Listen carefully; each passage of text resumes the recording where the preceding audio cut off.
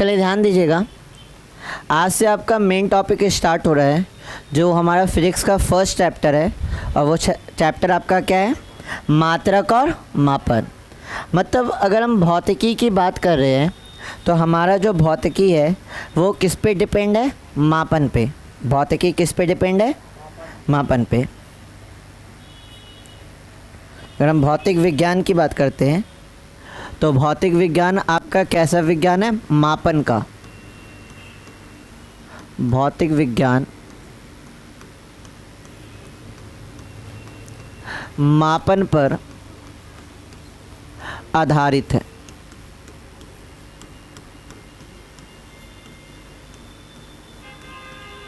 याद रहेगा, भौतिक विज्ञान किस पे आधारित है?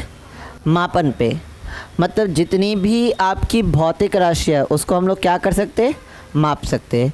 तो पूरा का पूरा जो फिजिक्स है वो किस पे आपका डिपेंड कर रहा है? मापन पे। इसलिए हमारा जो फर्स्ट चैप्टर है वो चैप्टर है मात्रक और मापन। यहाँ से हम लोग अपने चैप्टर की क्या कर रहे हैं? शुरुआत कर रहे हैं। हालांकि इससे पहले आपका क्या था? भौतिक जगत था, जो एक तरह से आपका क्या था? इंट्रोडक्शन था। पढ़े थे ना भौतिक जगत, उसमें सिर्फ और सिर्फ हम लोग किसकी बात किए थे? इंट्रोडक्शन की। मेन जो आपका चैप्टर स्टार्ट होता है यहाँ से। एग्ज़ाम में आने वाले क्वेश्चन कहाँ से बनते हैं? यहाँ से। चलिए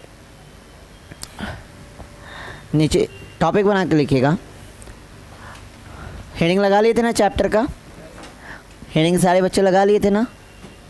चैप्टर फर्स्ट मात्रक और मापन, हेडिंग लगा लीजिए।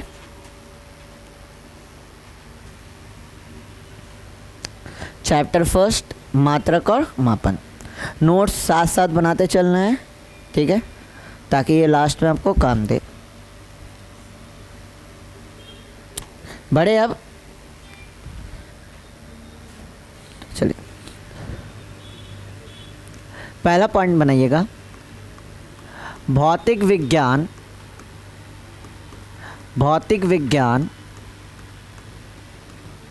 मापन का विज्ञान है।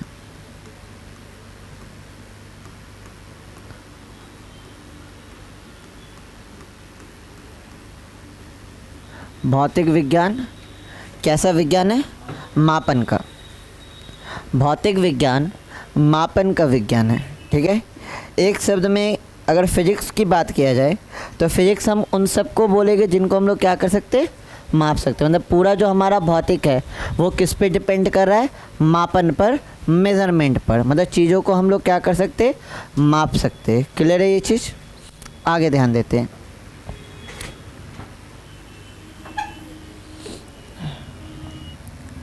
अगला टॉपिक बनाइएगा, भौतिक राशियाँ।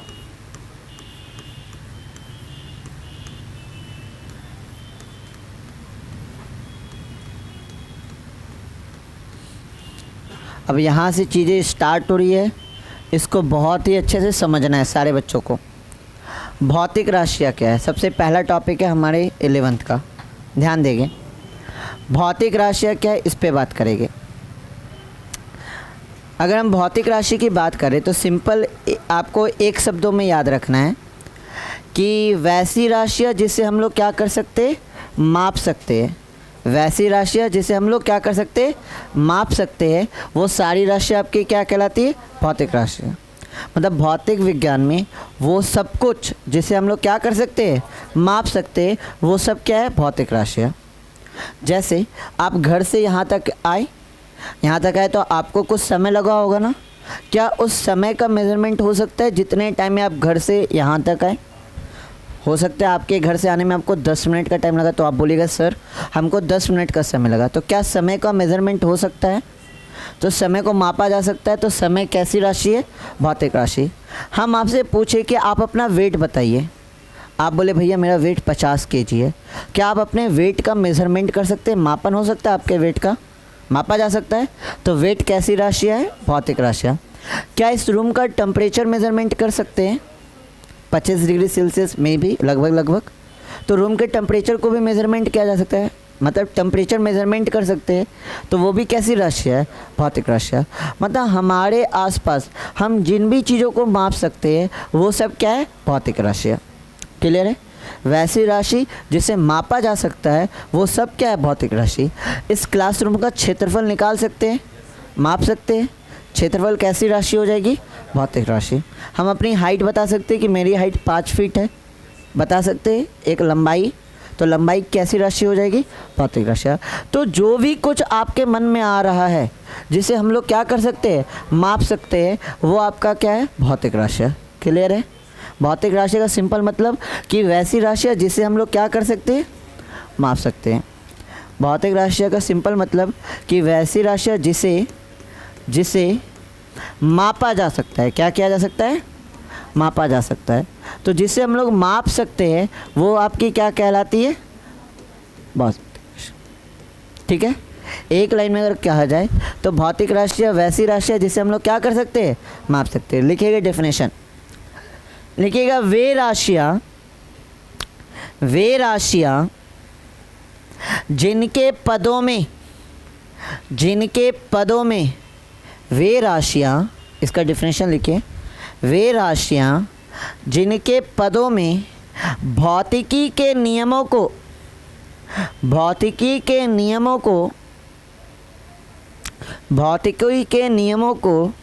व्यक्त किया जाता है। भौतिकी के नियमों को व्यक्त किया जाता है। वे राशियाँ जिनके पदों में भौतिकी के नियमों को व्यक्त किया जाता है भौतिक राशियाँ कहलाती है। भौतिक राशियाँ कहलाती है। भौतिक राशियाँ कहलाती है। जैसे भौतिक राशियाँ कहलाती है जैसे द्रव्यमान,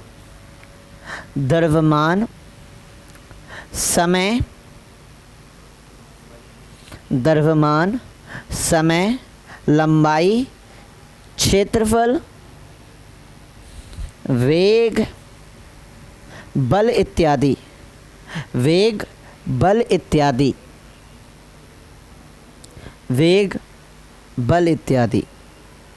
ठीक है। और एक अपने शब्दों में याद रख लीजिएगा कि जिन राशियों को हम लोग क्या कर सकते हैं? माप सकते हैं। मतलब जिसे मापा जा सकता है वो भी आपकी क्या कहलाएगी? भौतिक राशियाँ। ठीक है। जिन राशियों को क्या कर सकते हैं? माप सकते हैं, वो क्या कहलाएगा? भौतिक राशियाँ। या करके ये भी लिख लीजिए, अपने शब्दों में लिख लीजिए।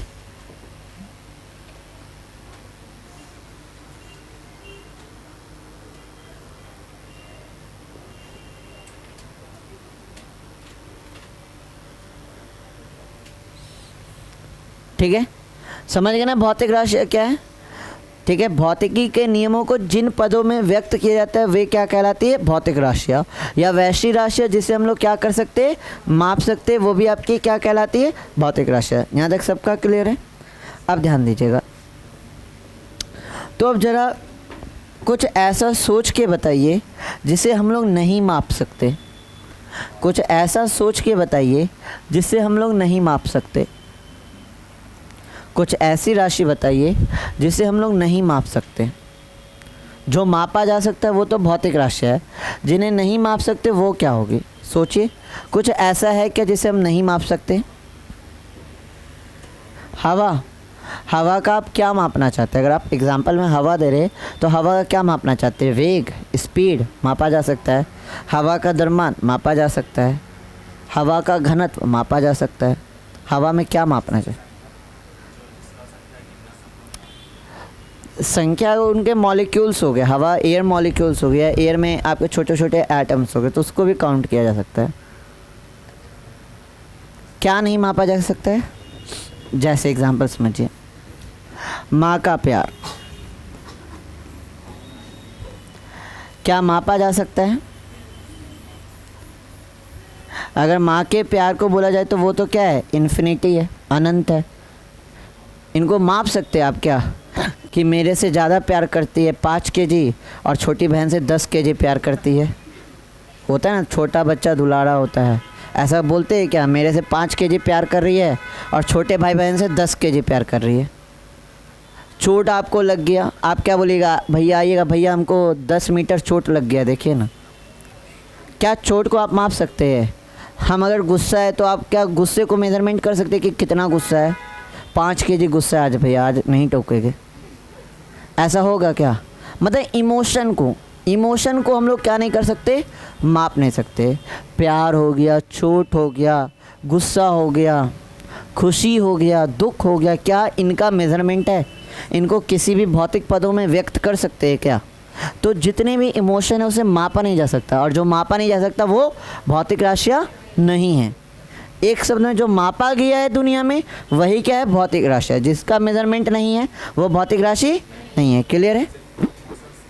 इमोशन के अलावा कुछ है ही नहीं जो आपको नहीं माप सकते। आप क्या नहीं माप सकते, सोचिए ज़रा ना, दुनिया में ऐसा क्या है जो आप नहीं माप सकते? सोचिए, 2 मिनट का समय लेके सोचिए कि आप क्या नहीं मेज़रमेंट कर सकते। इमोशन को छोड़ के आप क्या नहीं मेज़रमेंट कर सकते? सब कुछ मेज़रमेंट हो सकता है। ध्यान दीजिएगा।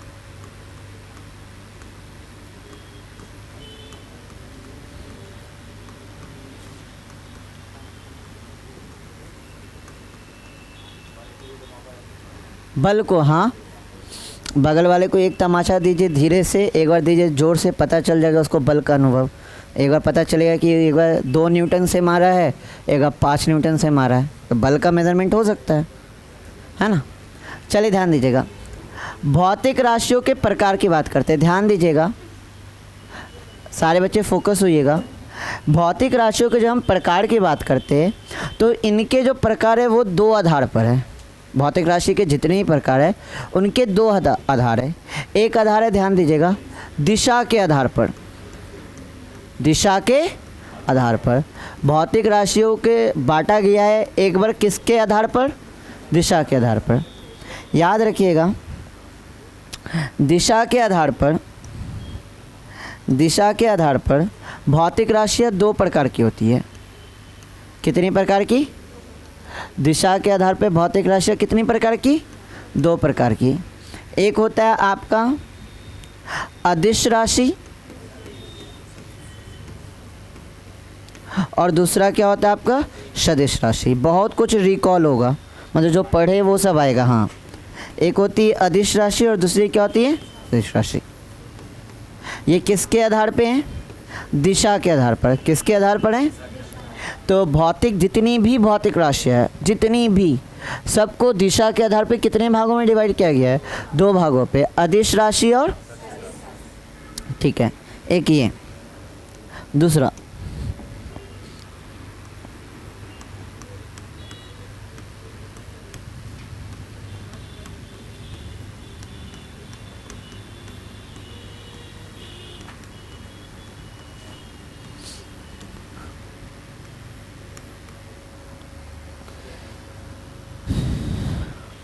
अब जो भौतिक राशि के और भी प्रकार हैं, एक तो दिशा के आधारित हो गया।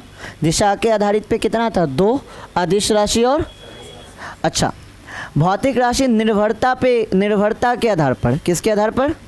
निर्भरता के आधार पर। निर्भरता के आधार पर आपकी भौतिक राशियाँ 3 प्रकार की होती है। कितने प्रकार की? निर्भरता के आधार पर भौतिक राशियाँ कितने प्रकार की होती है? 3 प्रकार की। कौन कौन होती है उसकी बात करते हैं। पहला होता है आपका आधारी राशि,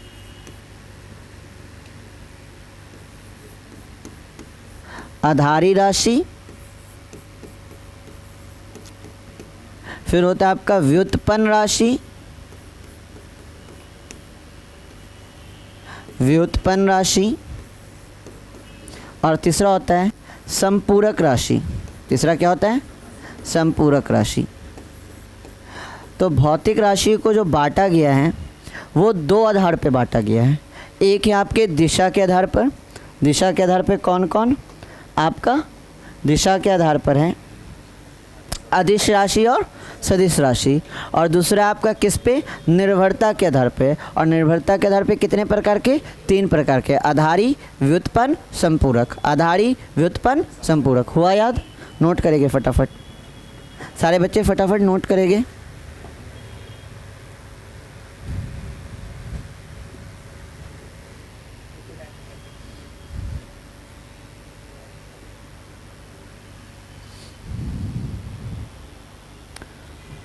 धीरे धीरे आते चल जाएगा हमारा भौतिक राशि। मतलब पूरे 11th में ना आपका बहुत सारी भौतिक राशि आएगी और बहुत सारी भौतिक राशियाँ कहाँ आएंगी, क्लास 12th में, जिनका हम लोग मेज़रमेंट कर सकते हैं। ठीक है, तो याद रखिएगा ना, भौतिक राशि आपका 2 आधार पे डिवाइड किया गया है। पहला आधार है आपके दिशा पे, दिशा के आधार पर कितने, 2 अदिश राशि और सदिश राशि, और निर्भरता के आधार पे 3, निर्भरता के आधार पे 3।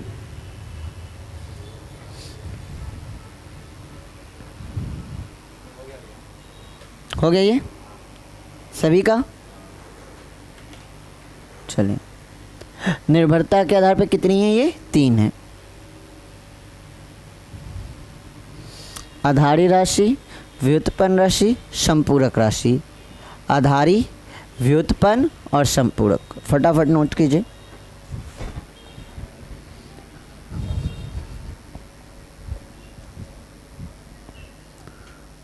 हेलो,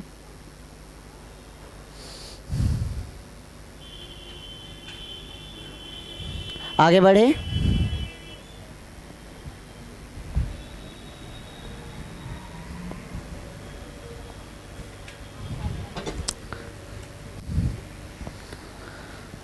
हो गया।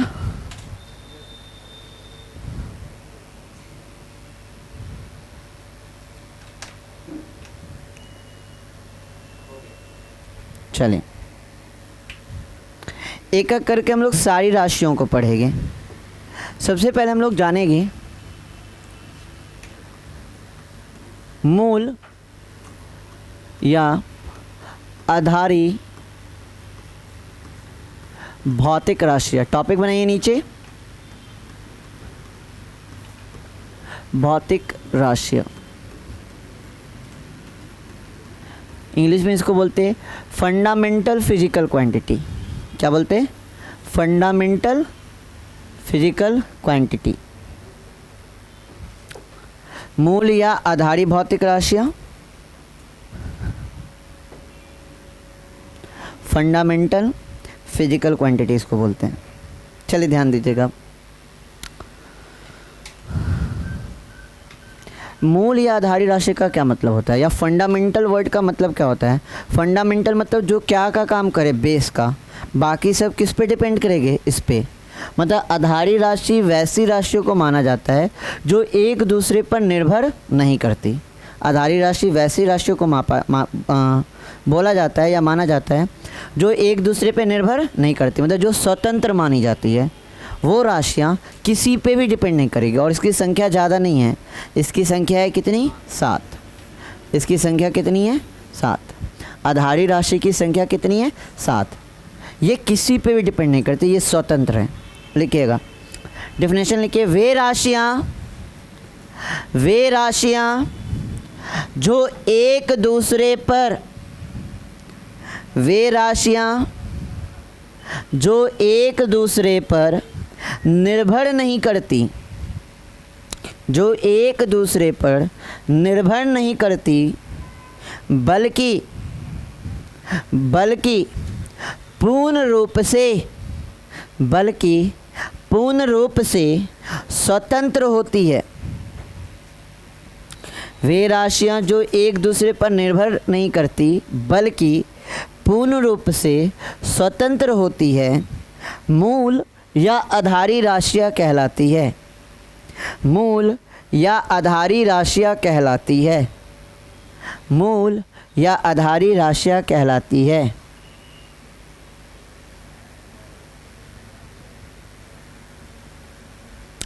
पैराग्राफ चेंज करके लिखिएगा, ये 7 होती है, ये 7 होती है। संख्या में कितनी होती है, 7। मूल राशियाँ कितनी है, 7। कौन कौन है, चलिए लिखते चलिए। सबसे पहले आपका लंबाई, लंबाई कैसी राशि, मूल राशि। दूसरा है आपका द्रव्यमान, दूसरा आपका क्या हो गया, द्रव्यमान। तीसरा आपका है समय, तीसरा आपका क्या है, समय। चौथा है आपका विद्युत धारा, विद्युत धारा, ठीक है। पाँचवा है आपका तापमान, छठवां है आपका ज्योति तीव्रता,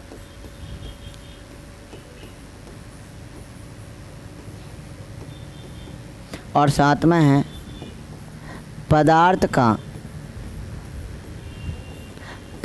का परिमाण, पदार्थ का परिमाण। इस तरह से भौतिक राशियाँ कितने प्रकार की? 7 प्रकार की।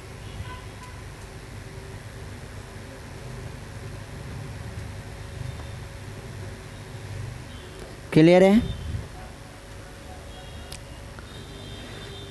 ठीक है। भौतिक राशियाँ वैसी राशियाँ जो एक दूसरे पे निर्भर नहीं करती, ये स्वतंत्र मानी जाती है।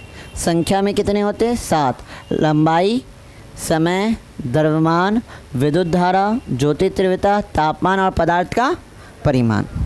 चलिए अगला टॉपिक बनाएंगे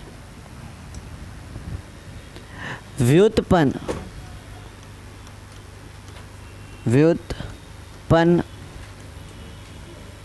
भौतिक राशियाँ।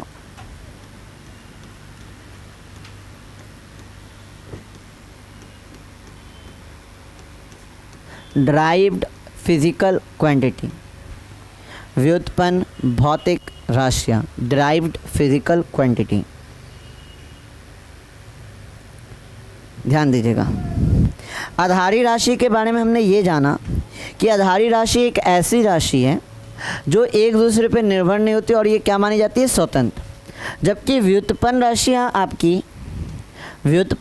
आपकी ऐसी राशि है जो निर्भर करती है किस पे?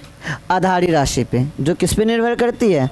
आधारी राशि पे। या तो आधारी राशि पे निर्भर करेगी या अन्य किसी राशि पे निर्भर करेगी। लिखिएगा, डेफिनेशन लिखिएगा। वो ऐसे लिखिएगा, जो राशियाँ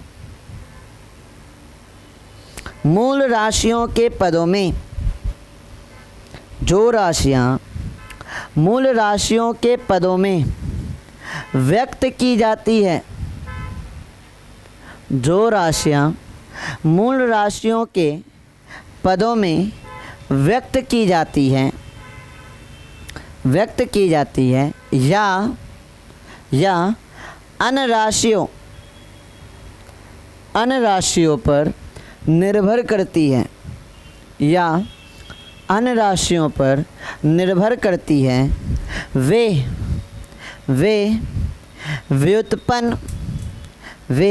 व्युत्पन्न राशियाँ कहलाती है। वे व्युत्पन्न राशियाँ कहलाती है। वे व्युत्पन्न राशियाँ कहलाती है।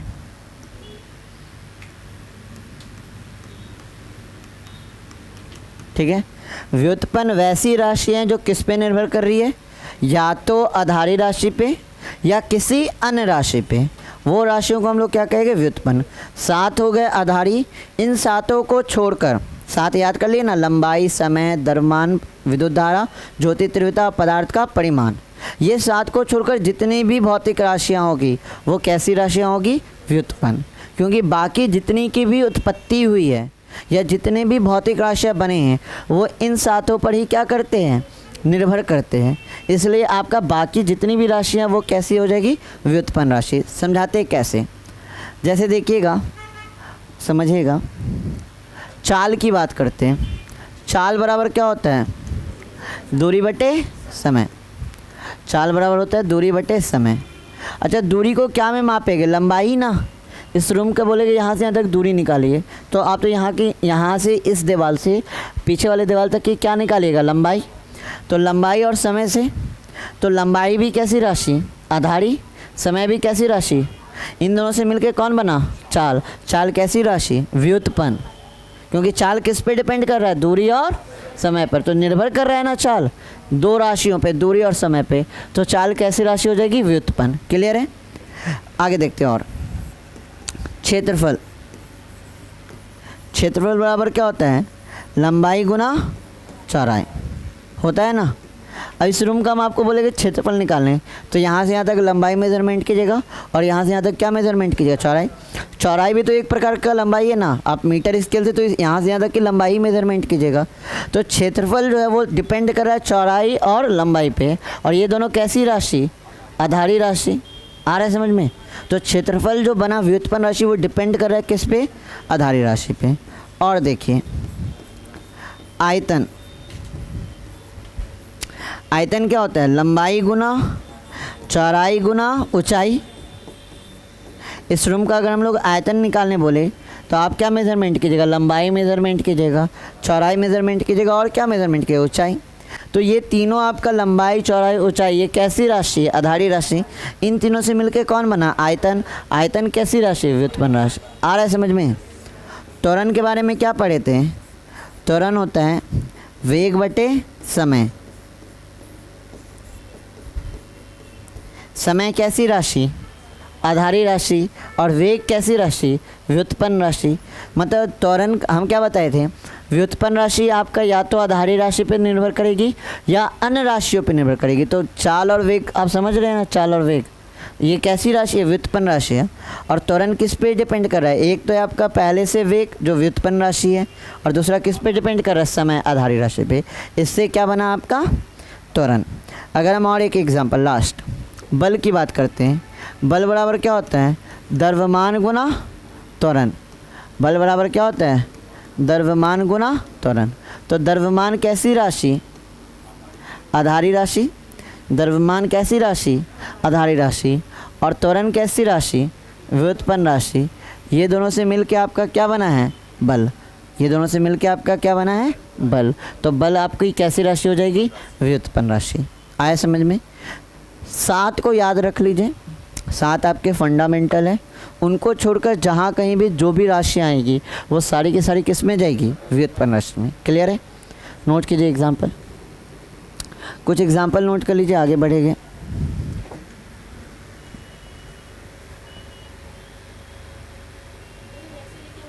हाँ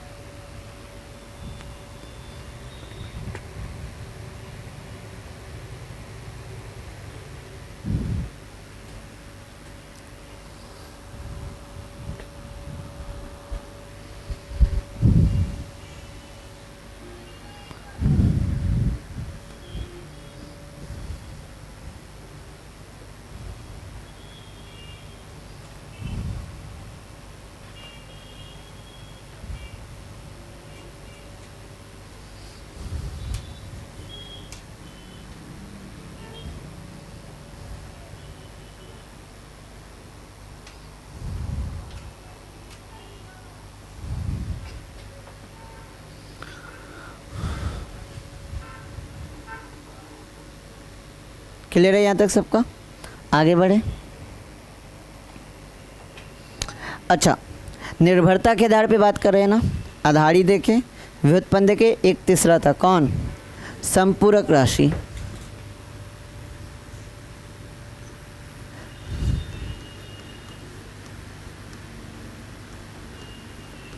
ध्यान दीजिए, संपूरक राशि का जो आपका डिस्कवर हुआ है ना वो बहुत बाद में हुआ है।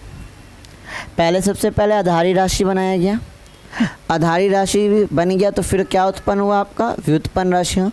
जब ये सब हो गया ना तो बहुत दिन के बाद आपका क्या है, संपूरक राशि। अब ये सब कुछ जब बन गया था तो अब वैज्ञानिक लोग सोचे इसको किस में डालें, आधारी में डालें या व्युत्पन्न में डालें। तो वैज्ञानिकों में थोड़ा टेंशन हो गया, तो ये लोग बोले कि इसको अलग ही आपके लिस्ट में डाल देते हैं। जैसे एग्ज़ाम में पेपर ख़त्म हो जाता है, एक सप्लीमेंट्री पेपर लेते हैं ना, जैसे पेपर एंड हो गया उसको बाद में क्या करते हैं, सी के रख देते हैं कि ये एक्स्ट्रा पेपर है। तो उसी प्रकार इसको बोला जाता है सप्लीमेंट्री क्वांटिटीज़। ये बाद में आपका डिस्कवर हुआ, बहुत बाद में। तो ये ना ही इसको आधारी में डाला गया ना ही व्युत्पन्न में, इसको अलग ही डाल दिया गया, संपूरक राशियाँ बना दिया गया। और ये जो संपूरक राशियाँ हैं याद रखिएगा ये 2 प्रकार का होता है। इसको परिभाषित नहीं किया गया है, बस इसको अलग तरीके से रख दिया गया। ये दो प्रकार का होता है, कौन कौन? एक होता है आपका समतल कोण, एक होता है आपका समतल कोण और दूसरा होता है आपका घन कोण। समतल कोण और घन कोण, इसको नोट कर लीजिए, समतल कोण और घन कोण।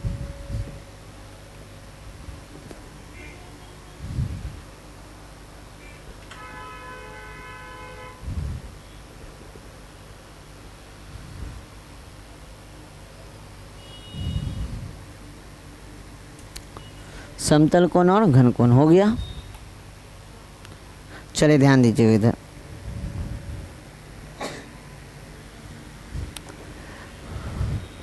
समतल कोण और घन कोण का क्या मतलब ये ध्यान दीजिएगा। अगर फिगर आपका 2D है, ठीक है, जैसे 2D फिगर में आपका ये है, तो इनके बीच के कोण को हम लोग क्या बोलेंगे? समतल कोण। इनके बीच के कोण को क्या बोलेंगे? लेकिन अगर आपका फिगर कैसा है? 3D। अगर आपका फिगर क्या है? 3D, ठीक है, जैसे ये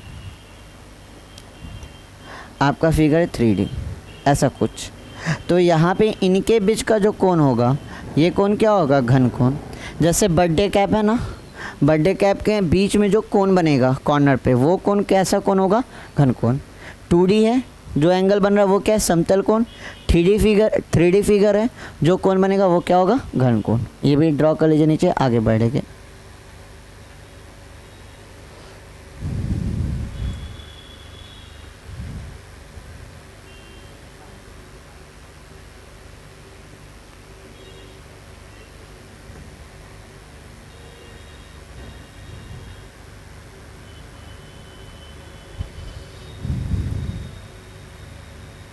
क्या तक क्लियर है?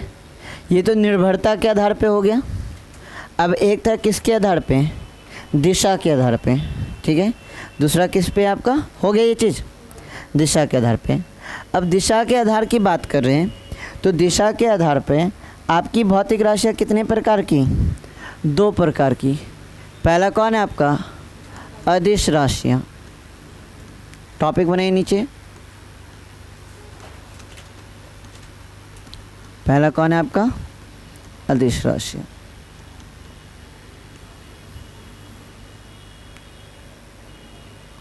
ध्यान दीजिएगा, अदिश राशियाँ क्या है ये समझते हैं।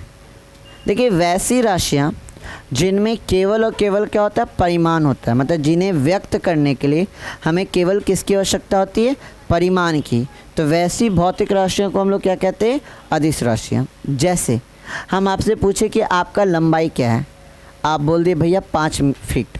क्या आपको अपने लंबाई को व्यक्त करने के लिए दिशा की आवश्यकता पड़ी क्या?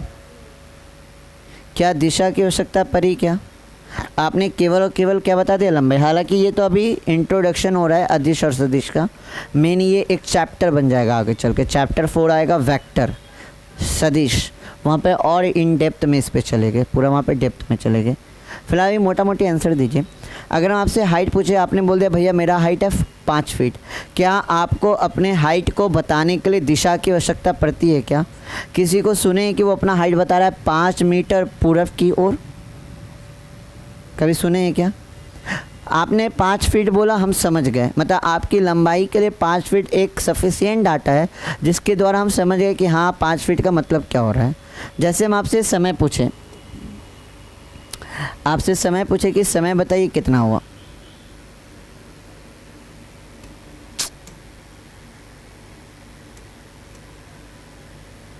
आपसे समय पूछे समय कितना हुआ, आप बोले भैया 10 मिनट। क्या 10 मिनट या बोले कि 10:20। इसको बताने के लिए क्या आपको डायरेक्शन का भी ज़रूरत पड़ा, दिशा की ज़रूरत पड़ी क्या? समय को एक्सप्लेन करने के लिए क्या दिशा को आवश्यकता पड़ी क्या? तो वैसी राशियाँ जिसे पूर्ण रूप से व्यक्त करने के लिए केवल किसकी आवश्यकता होती है? परिमाण। जैसे आपको बोले कि आपके बैग का वेट कितना है, आप बोले भैया 5 kg। क्या इसको बैग के वेट को बताने के लिए आपको दिशा की आवश्यकता पड़ेगी क्या? नहीं पड़ेगी। तो वो सारी राशियाँ जिनको व्यक्त करने के लिए केवल और केवल किसकी आवश्यकता होती है? परिमाण की, वे सारी राशियाँ क्या कहलाती है? अदिश। लिखिएगा, वे राशियाँ वे राशियाँ जिसे पूर्ण रूप से व्यक्त करने के लिए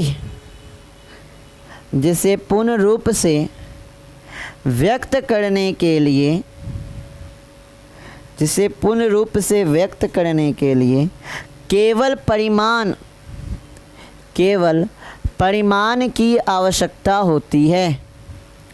केवल परिमाण की आवश्यकता होती है उसे अदिश राशियाँ कहते हैं।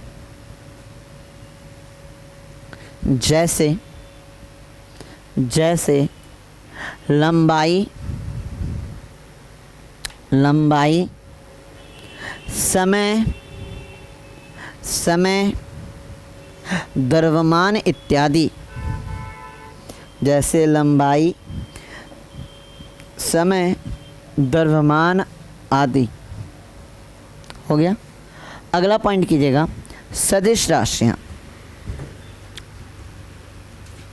टॉपिक बनाइएगा, सदिश राशियाँ।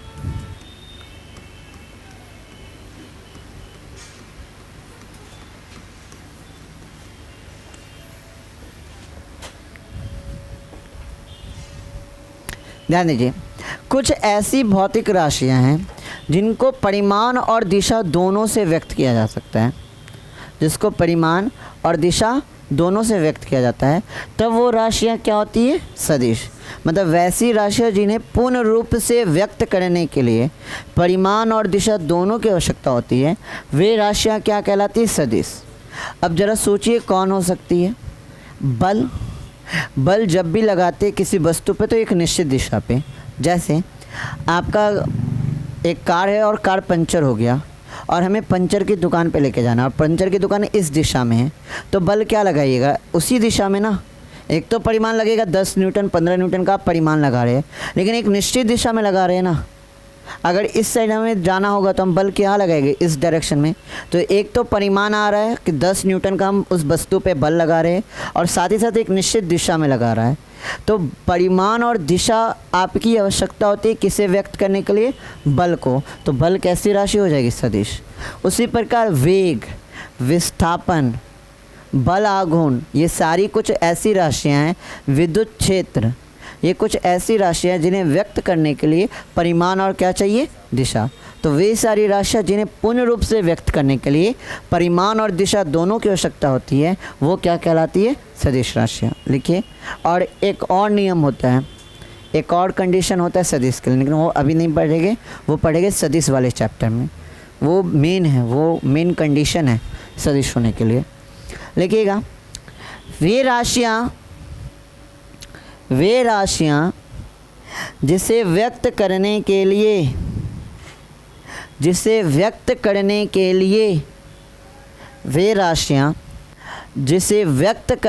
लिए परिमाण और दिशा दोनों की आवश्यकता होती है। परिमाण और दिशा दोनों की आवश्यकता होती है। परिमाण और दिशा दोनों की आवश्यकता होती है। उसे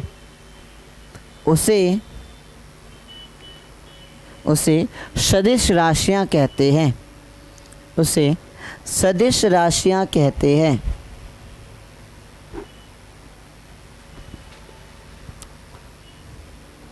जैसे में लिख लीजिएगा, बल, विस्थापन,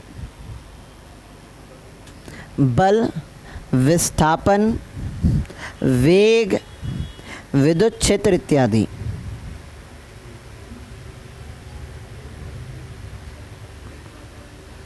क्या बोले? वेग, विद्युत क्षेत्र इत्यादि।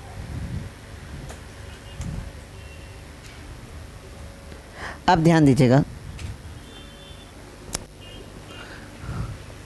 कोई भी भौतिक राशि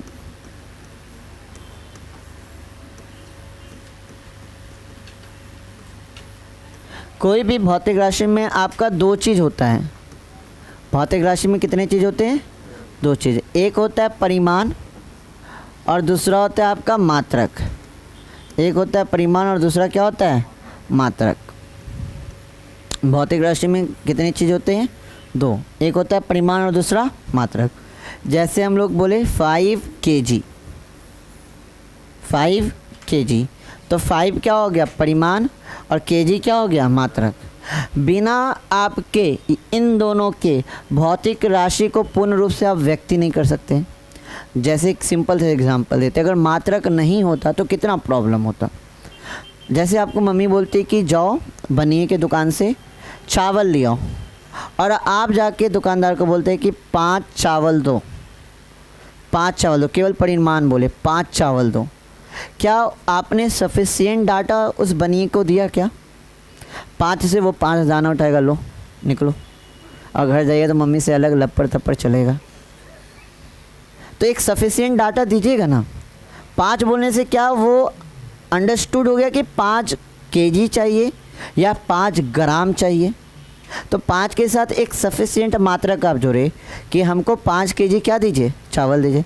एक सफिशिएंट अमाउंट हो गया, है ना। तो किसी भी भौतिक राशि को व्यक्त करने के लिए एक परिमाण और एक मात्रक चाहिए। जैसे आप घर से चल के आए और हम आपसे पूछे कि बताइए आपके घर से इस ट्यूशन का क्लास का डिस्टेंस कितना है? आप बोलिएगा भैया 10। अब ये 10 किलोमीटर भी हो सकता है, 10 सेंटीमीटर भी हो सकता है, और 10 मीटर भी हो सकता है।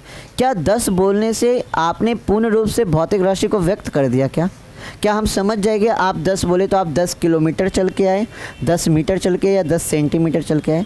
तो एक सफिशिएंट आपको क्या लगाना होगा? मात्रक। एक सफिशिएंट आपको क्या लगाना होगा? मात्रक। बिना मात्रक के तो चीज़ें आपका एक्सप्लेन हो ही नहीं सकता। आ रहा है बात समझ में? तो एक सफिशिएंट अमाउंट आपको जोड़ना होगा, एक सफिशिएंट मात्रक जोड़ना होगा, तभी आपका भौतिक राशि क्या हो सकता है? पूर्ण रूप से व्यक्त हो सकता है। आपसे पूछे कि आपको घर से चलकर यहाँ तक आने में कितना समय लगा? आप बोल दिए भैया 10। अब ये 10 दिन हो गया सकता है, 10 घंटे हो सकता है, 10 मिनट हो सकता है, और 10 सेकंड हो सकता है। तो एक मात्रक जोड़ने से हमें आइडिया मिल जाता है कि आप किस भौतिक राशि को बोल रहे हैं, और उस भौतिक राशि का क्या हो जाता है? आप उसको पूर्ण रूप से क्या कर सकते हैं? व्यक्त कर सकते हैं। पूर्ण रूप से क्या कर सकते हैं हम लोग? व्यक्त कर सकते हैं। तो मात्रक इम्पॉर्टेंट है। किसी भी चीज़ को मापना है तो हमें किसकी आवश्यकता होगी? मात्रक की। और यहाँ से अब स्टार्ट होगा क्या हमारा? मापन। यहाँ से हमारा स्टार्ट होगा मापन। टॉपिक बनाइए मापन।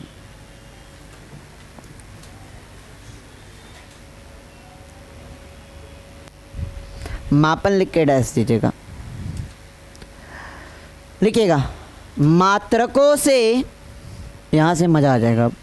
मात्रकों से भौतिक राशि, मात्रकों से भौतिक राशि की तुलना ही, मात्रकों से भौतिक राशि की तुलना ही मापन कहलाती है। मात्रकों से भौतिक राशि की तुलना ही मापन कहलाती है। मात्रकों से भौतिक राशि की तुलना ही क्या कहलाती है? मापन। किसी भी मात्रक को लगाकर हम भौतिक राशि की तुलना कर सकते हैं। जैसे 500 kg और 500 ग्राम। kg भी क्या है? द्रव्यमान का मात्रक, और ग्राम भी क्या है? द्रव्यमान का मात्रक।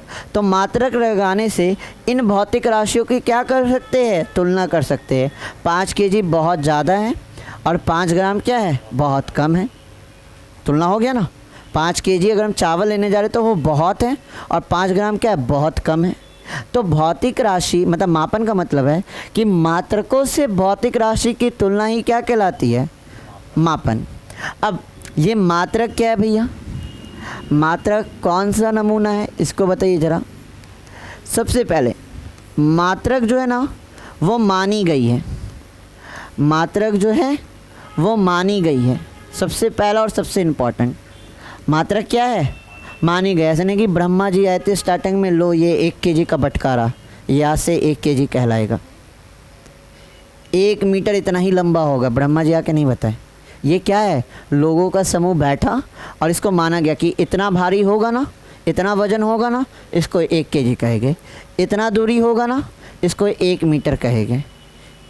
ऐसे क्या किया गया, मात्रकों को माना गया है।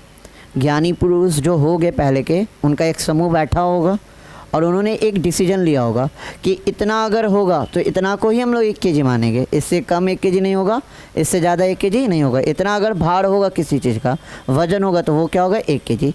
तो मात्रक क्या है, मानी गई है। लोगों ने बैठ के इसको क्या किया है, माना है कि इतना 1 केजी होगा, इतना लंबा 1 मीटर होगा, इतना बड़ा डिस्टेंस 1 किलोमीटर होगा, इतना देर अगर बीतेगा तो 1 घंटा कहलाएगा। ये सारी राशि क्या की गई है, मानी गई है। ठीक है, पहला मानी गई है, दूसरा नियत है। जितने भी मात्रक है वो क्या है, नियत है। पहली क्या है, मानी गई है, और दूसरा क्या है, नियत है।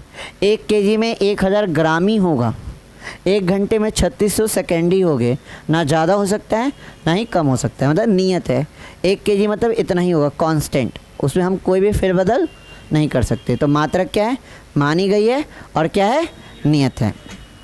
ठीक है, जैसे अगर सोचिए मात्रक की कहानी ना बहुत रोचक है, बहुत रोचक। चलिए एक स्टोरी से समझाते हैं मात्रक को, कितना मज़ा आएगा। जैसे हम घर बनवाए अपना, अब घर बनवाए तो हमको अब कंडीशन था कि पर्दा लगाना है, और पहले मात्रक था नहीं। तो हम लोग क्या करेंगे कि हम क्या किए कि दुकानदार के पास गए, हार्डवेयर के दुकान पे गए, बोले मेरा घर बना अभी नया नया, टाइल्स मार्बल लगा के उसमें पर्दा लगाना है, खिड़की में पाइप दे दो। तो दुकानदार ज्ञानी है क्या, आपके घर का खिड़की का क्या साइज है वो जान रहा है। आपने कंडीशन बता दिया कि घर बनाए हैं, टाइल्स लगा दिए, मार्बल लगा दिए, विंडो बना दिए, वो दे देगा पाइप। सबका अपना अपना मेजरमेंट होता है। मेरे पास बड़ा ज़मीन है तो बड़ा बड़ा खिड़की बनाएंगे, छोटे वाले लोग क्या करते हैं, छोटा छोटा खिड़की बनाते हैं। सबका अपना अपना मेजरमेंट है। तो दुकानदार क्या बोलेगा, ऐसे नहीं होगा, जाओ माप के आओ पहले। अब उसमें मात्रक था नहीं, तो हम क्या करें, भारी दुविधा कि कैसे माप के जाएं। तो दिमाग लगाए, एक रस्सी लिए और रस्सी से खिड़की को क्या कर ले, मेज़रमेंट, कि इतना बड़ा मेरा खिड़की है, यही रस्सी का माप का हमको क्या लेके आना है, पाइप। साइकिल निकाले और चलते गए, रास्ता में मेरा एक दोस्त चिंटू मिल गया, उसको बैठा लिए पीछे साइकिल पे, चल आते तनी को पाइप लाने जा रहे, चल। उसको दिए रस्सी, पकड़ो तनी को, हम आ रहे। अब खुरपाती दिमाग का, तो पीछे से रस्सी को तोड़ के फेंक रहा था। पहुंच गए दुकानदार, बोले कि भैया यही नाप का हमको चाहिए पाइप, यही नाप का मेरा खिड़की है। बेचारा दे दिया, लेके आए तो क्या हो गया, छोटा। अब भारी लोचा हो गया कि ऐसा हुआ कहाँ। तो पता चला कि चिंटू पीछे बैठ के क्या कर रहा था, रस्सी तोड़ के फेंक रहा था। तो रस्सी से एक सफिशिएंट डाटा नहीं मिल पाया, हमें एक नियत मान चाहिए था, जो हम किसी को भी बोले ना समझ जाए। 1 मीटर हम बोल रहे हैं, यहाँ सब समझ जाए कि 1 मीटर कितना लंबा होगा। तो एक सफिशिएंट डाटा चाहिए था। तो लोगों ने बैठे और बैठ के क्या किए, मात्रकों का क्या बनाया, समूह। ये पढ़ेंगे हम लोग आगे चल के, मात्रकों का क्या बना, समूह। और ये क्या किया गया है, माना गया। ये क्या किया गया है, माना गया, और ये क्या है, नियत है। मात्रकों को माना गया और ये क्या है, नियत है। चलिए टॉपिक कीजिएगा, अगला पॉइंट बनाइएगा। टॉपिक बनाइए मात्रक, टॉपिक कीजिएगा मात्रक।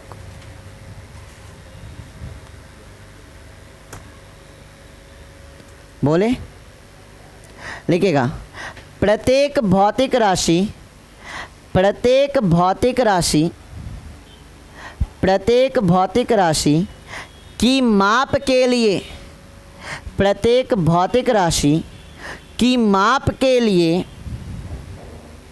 उसी राशि का कोई मानक, उसी राशि का कोई मानक चुन लिया जाता है, उसी राशि का कोई मानक चुन लिया जाता है। इस मानक को ही मात्रक कहते हैं, इस मानक को ही मात्रक कहते हैं, इस मानक को ही क्या कहते हैं, मात्रक। जितनी भी भौतिक राशि हैं उन सब के लिए अलग अलग मानक मापा गया है। जैसे लंबाई को हम लोग मेज़रमेंट करते हैं मीटर में, समय का मेज़रमेंट करते हैं सेकंड में, तापमान का मेज़रमेंट करते हैं केल्विन में, तो जितने भी भौतिक राशियां हैं उन सब के लिए एक ना एक मात्रक क्या कर लिया गया है, मान लिया गया है। अगला टॉपिक कीजिएगा, अगला पॉइंट बनाइए, मानक मात्रकों के गुण। मानक मात्रकों के गुण, अगर हम कोई मात्रक को मान रहे हैं तो उसके क्या क्या गुण हो सकते हैं वो ध्यान में रखना है। मानक मात्रकों के गुण हो गया, 1 नंबर लिखिएगा, यह उचित रूप से परिभाषित होना चाहिए। यह उचित रूप से परिभाषित होना चाहिए। यह उचित रूप से परिभाषित होना चाहिए, मतलब जो भी मात्रक आपने माना है वो सब आपका उचित रूप से क्या हो, परिभाषित होना चाहिए। जैसे किलोग्राम हो गया, मीटर हो गया, केल्विन हो गया, एम्पियर हो गया, ये सारे के सारे मात्रक उचित रूप से क्या होने चाहिए, परिभाषित। सेकंड, यह उचित आकार का होना चाहिए। सेकंड कीजिए, यह उचित आकार का होना चाहिए, अर्थात यह उचित आकार का होना चाहिए, अर्थात यह ना तो बहुत बड़ा होना चाहिए, अर्थात यह ना तो बहुत बड़ा होना चाहिए और ना ही बहुत छोटा, और ना ही बहुत छोटा।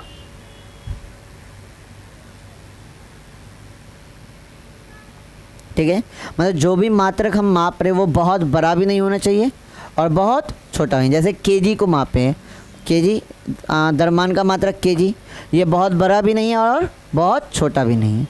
थर्ड पॉइंट कीजिए, इसमें समय और स्थान, इसमें समय और स्थान के साथ, समय और स्थान के साथ,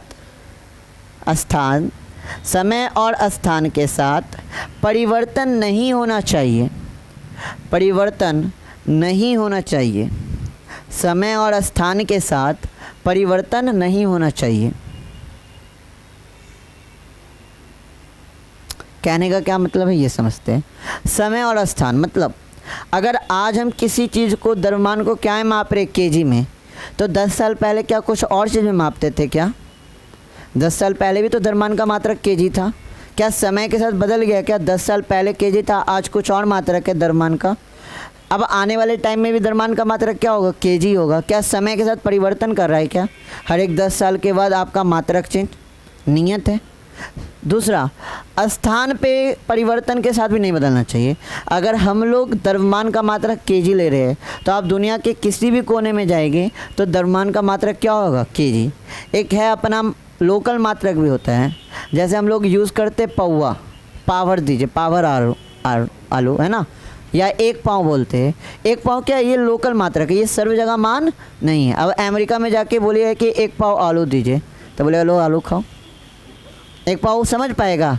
लेकिन वहाँ पे बोलेगे 250 ग्राम दीजिए तो वो समझ सकता है, क्योंकि ग्राम हो गया, केजी हो गया, ये क्या सर्वमान है, हर जगह क्या है आपका सेम है, स्थान के साथ परिवर्तन नहीं होता। तो एक ऐसे मात्रक की आवश्यकता है या एक ऐसे मात्रक को माना गया है जो समय और स्थान के साथ परिवर्तन ना हो। जो यहाँ पर है वो आप दुनिया के किसी भी कोने में जाइए या समय के किसी भी समय में जाइए, वो आपका मात्रक क्या होगा? वही होगा। लास्ट 4 नंबर, यह सर्वमान होना चाहिए। ये क्या होना चाहिए? सर्वमान। यह सर्वमान होना चाहिए, यह सर्वमान होना चाहिए। सर्वमान समझ रहे हैं ना, कि हम कहीं पे भी जाए इसके मान में कोई भी परिवर्तन नहीं होगा, ये सर्वमान होगा। क्या यहाँ तक में किसी को कोई दिक्कत? आज के क्लास में आज से मेन आपका चैप्टर स्टार्ट हुआ है, क्या यहाँ तक में किसी बच्चे को कोई दिक्कत है तो पूछ लीजिए। कि नहीं, कोई दिक्कत है ना? है क्लियर है सबका? आज के लिए इतना ही रहने देते हैं, कल बढ़ेंगे आगे। कल स्टार्ट करेंगे हम लोग मात्रकों की पद्धति। क्या स्टार्ट करेंगे? मात्रकों की पद्धति। अलग अलग कंट्री क्या कर रहे थे? अलग अलग मात्रकों कर रहे थे, तो इसकी पद्धति के बारे में बात करेंगे। हाँ, कल क्लास ओपन है, याद रखिएगा, कल क्लास ओपन